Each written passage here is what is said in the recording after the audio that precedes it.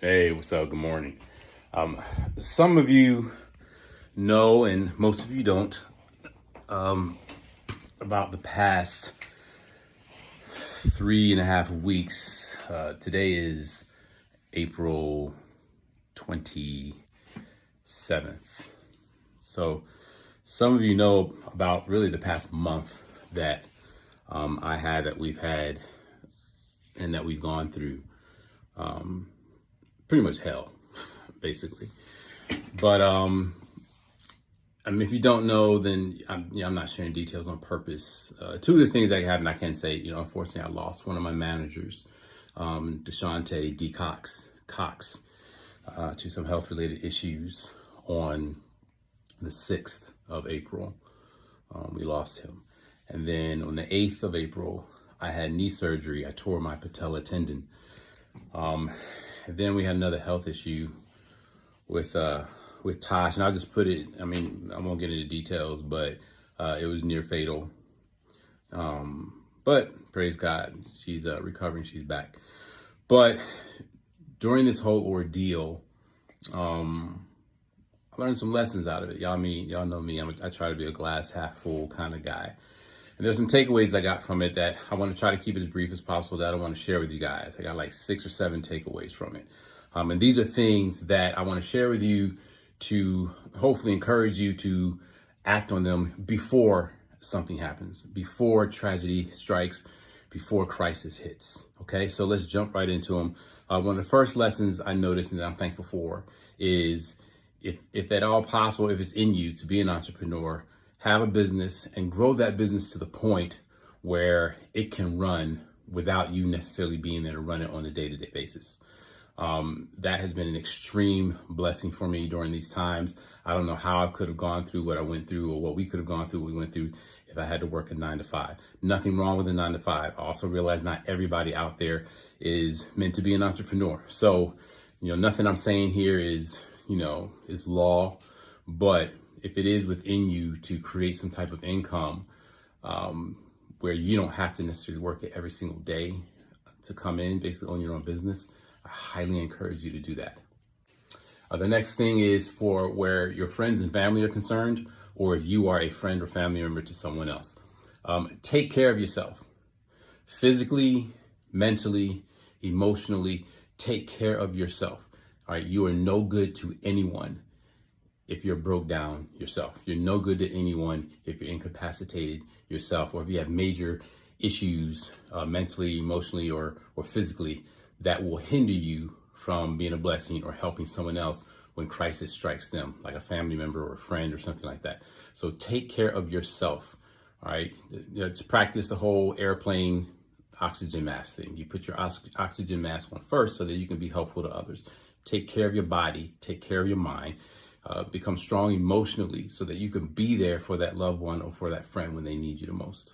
And when it comes to yourself, take care of yourself physically.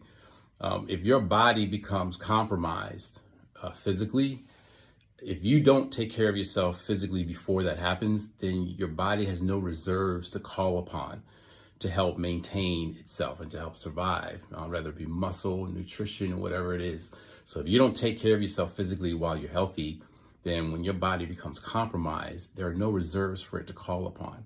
All right, so you want to take care of yourself physically. Emotionally, learn how to be joyful and not just happy. You always hear people talking about, I want to be happy, or do what makes you happy.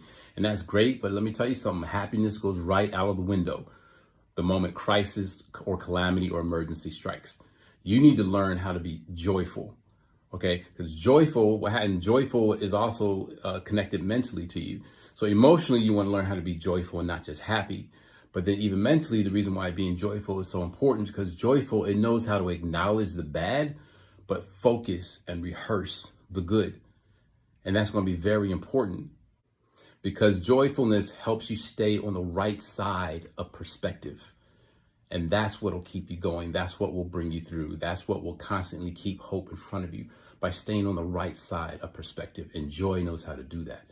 All right. So emotionally, you want to focus on not just being happy, but being joyful. And that joyful is going to help you mentally, because whereas you can acknowledge the crisis that has hit, you're focused on the perspective, you're focused on the positive, you're focused on where you want things to go and not how things are. And so that leads us to the mental part. You want to focus on your mentality before crisis hits, before an emergency hits, before you maybe become incapacitated or something. And the reason why the mental part is important, because mentality is everything. It is everything. Everything you are is because you were there mentally first. Everything you're doing is because you started doing it mentally first. Your mentality is everything. And the reason why you want to work on that before calamity hits or before, an emergency comes is because what's going to happen is either that emergency, either that adversity is going to be the workout for your mentality and cause you to become stronger if you're mentally strong enough to even do that. All right. So that adversity is either going to be the workout for your mentality and cause you to become mentally stronger, or that adversity is going to be the proof of your mental strength because you worked on your mentality beforehand. And it's a lot like your muscle we mentioned physically, right? If you're not physically fit before calamity strikes, then it's harder for you to persevere and to hold up under that calamity, as opposed to if you were already physically fit before. So work on being mentally fit, work on a strong mind, before a calamity strikes, because that calamity and adversity will either be a workout for your brain or for your mind, which can also tear you down, or it can be proof that your mind has already been worked out, and that's going to carry you through. And last thing that I learned is that there are two types of can I help you? There's two types of let me know if I can do anything. First type is the can I help you is translated as can I assist you? What does that look like? That looks like maybe you need a ride to the pharmacy to pick up a prescription, or maybe you need someone to bring you something to eat, something like that, just to pop in and check on you, things like that. And those things are important. We did have an instance where I had to get a prescription at the very last minute. A pharmacy was closing literally in 5 minutes, and I had a neighbor who shot me up there to get the prescription just in time. That wasn't a can I assist you, but that was extremely valuable, right? But then you have the can I help you that's interpreted as can I go through this with you?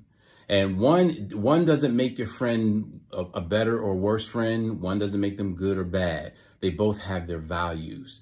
But that can I go through it with you?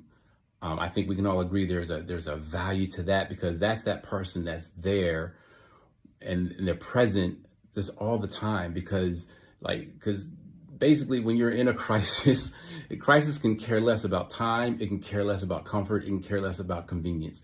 It absolutely doesn't care about that. And when you have that person that's, can I go through this with you?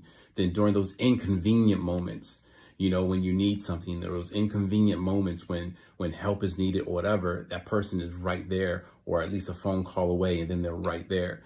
They're sharing the anguish. They're sitting there listening to you when you're like, God, what am I going to do? How can I make it through, or whatever? Or they're anticipating your need before you even need it. That can I go through it with you? So there's two types of can I help you? And like I said, it doesn't make a person bad or worse. There's just two different types of people. Both of them are valuable, but I did learn that there are two types of can I help yous, or, what can I do to help, or call me if you need me. There's two types of that. One is basically, can I assist you? And the other one is, I'm going to go through this with you. But either way, look, even the sun is limited on when it can shine, right? So, and then this is actually the last thing. If you have a pet during a time of adversity or crisis, or basically if you become physically hindered or incapacitated, trust and believe a pet is no longer a companion. It's a freaking liability and a dependent. So anyway, but those are the things that I pulled out of this that I think were great, are kind of just great life lessons that I wanted to share. And if you can take it to heart and on purpose, prepare yourselves in these areas before an emergency hits or a calamity hits, which I hope doesn't happen to you. But if it does, because life is full of them, at least you can be prepared in these areas. And instead of going through the storm, you can be the storm. Love y'all.